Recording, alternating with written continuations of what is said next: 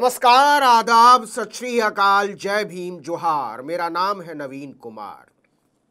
अपूर्ण राज्य के मुख्यमंत्री उमर अब्दुल्ला ने नरेंद्र मोदी के सामने लोकतंत्र में बड़प्पन की इतनी लंबी और बड़ी लकीर खींच दी है कि प्रधानमंत्री के लिए नैतिक संकट खड़ा हो गया।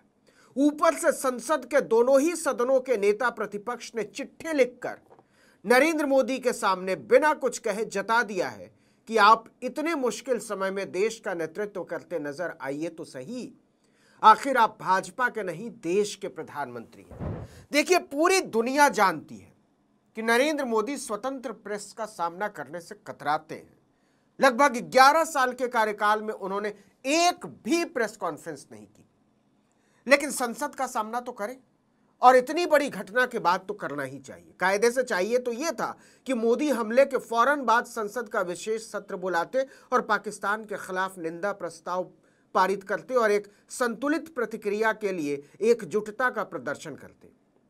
यह प्रधानमंत्री की जिम्मेदारी थी कि वह दुनिया को संदेश दे कि पूरा भारत एकजुट है।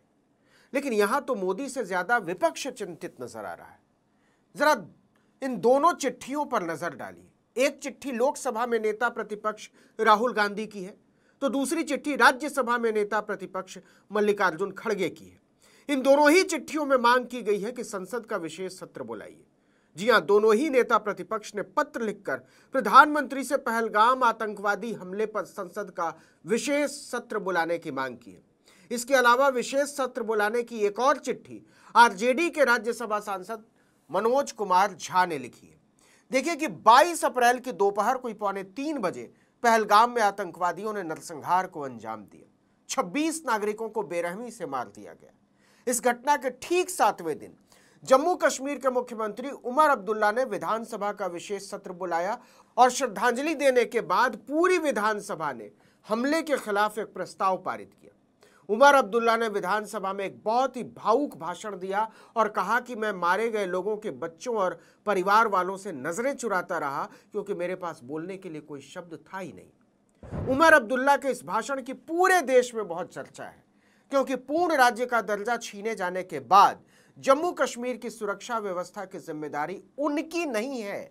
यह जिम्मेदारी केंद्रीय गृह मंत्री की है, अमित शाह की है, प्रधानमंत्री नरेंद्र मोदी की है। बावजूद इसके उमर अब्दुल्ला ने कहा कि राज्य की चुनी हुई सरकार का दायित्व न होने के बाद भी ये मेरी जिम्मेदारी थी, क्योंकि ये मेरा राज्य है, मैं यहाँ का मुख्यमंत्री हूं। वो मेरे विश्वास पर यहाँ आए, लेकिन मैं उन्हें सुरक्षित वापस भेजने में नाकाम रहा। उमर अब्दुल्ला ने दिल से अपनी बात रखी और पूरे जम्मू कश्मीर की भावनाओं को प्रतिबिंबित किया। उमर ने कोई राजनीति नहीं की और कानून व्यवस्था का प्रभार न होने के बावजूद सारी गलती अपने सिर माथे पर लेकर दिल की गहराइयों से मृतकों के परिवार से माफी मांगी। अब मोदी फंस गए। उनके एक तरफ कुआं है तो दूसरी तरफ खाई। यही स्थिति पैदा हो गई है उनके सामने, क्योंकि पूछा जा रहा है कि केजरीवाल जैसी हैसियत बना देने के बावजूद जब उमर अब्दुल्ला आगे बढ़कर अपनी जिम्मेदारी स्वीकार कर रहे हैं, तो जिन लोगों की वास्तविक जिम्मेदारी थी, नरेंद्र मोदी की, अमित शाह की, अजित डोभाल की, उनकी जुबानों को काट क्यों मार गया?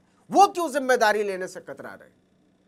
देखिए, यह संकट केवल नैतिकता का नहीं है, यह संकट इससे कहीं ज्यादा नेतृत्व की विश्वसनीयता और उसकी उदारता का है।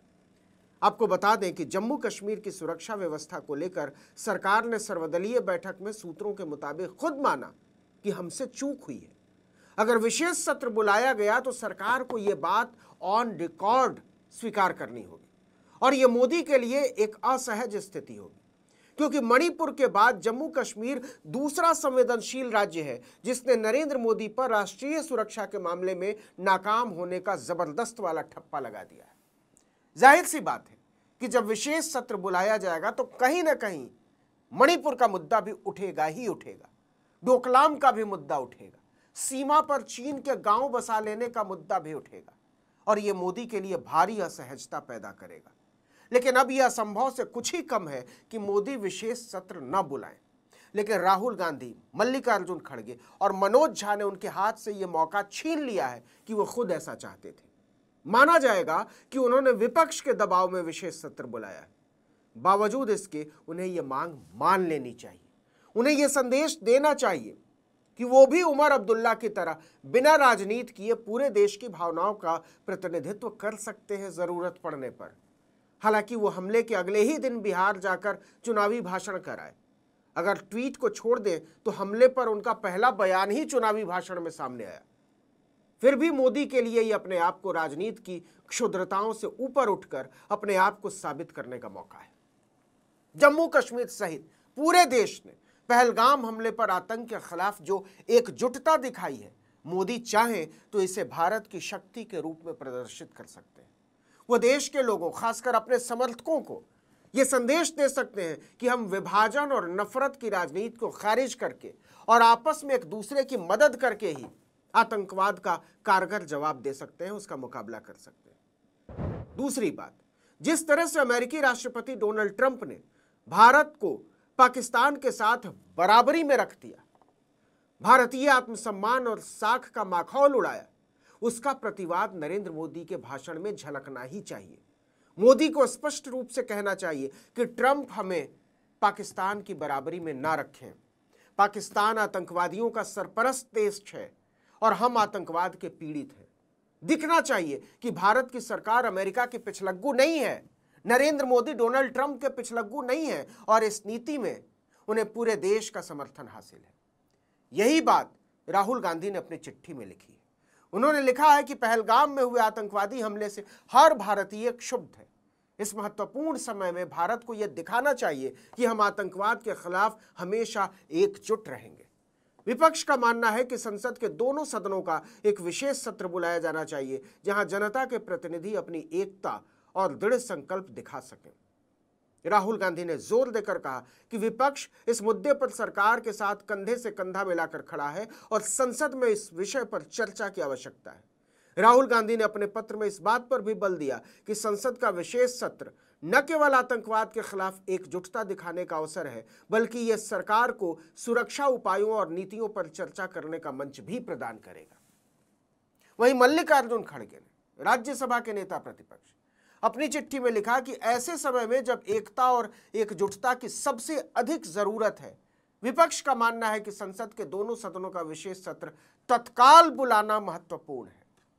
यह सत्र 22 अप्रैल को पहलगाम में निर्दोष नागरिकों पर हुए क्रूर आतंकवादी हमले से निपटने के लिए हमारे सामूहिक संकल्प और इच्छा शक्ति का शक्तिशाली प्रदर्शन होगा। हमें पूर्ण विश्वास है कि आप इस मांग पर विचार करेंगे और सत्र को तदनुसार बुलाएंगे। अब सवाल केवल इतना है कि मोदी इस मांग को कैसे लेते हैं, लेकिन देश जानना चाहेगा कि अगर जीएसटी पर आधी रात को संसद बैठ सकती है, नई संसद की इमारत के उद्घाटन के लिए विशेष सत्र बुलाया जा सकता है, तो भारतीय गणराज्य की जड़ों पर हुए हमले पर चर्चा करने के लिए क्यों नहीं? क्या नरेंद्र मोदी सचमुच में अपने राजनीतिक पूर्वाग्रहों और दुराग्रहों की चुनावी शैली से ऊपर उठकर धर्म संप्रदाय या उपासना पद्धति से परे जाकर पूरे देश को एक साथ जोड़ने की इच्छा रखते हैं?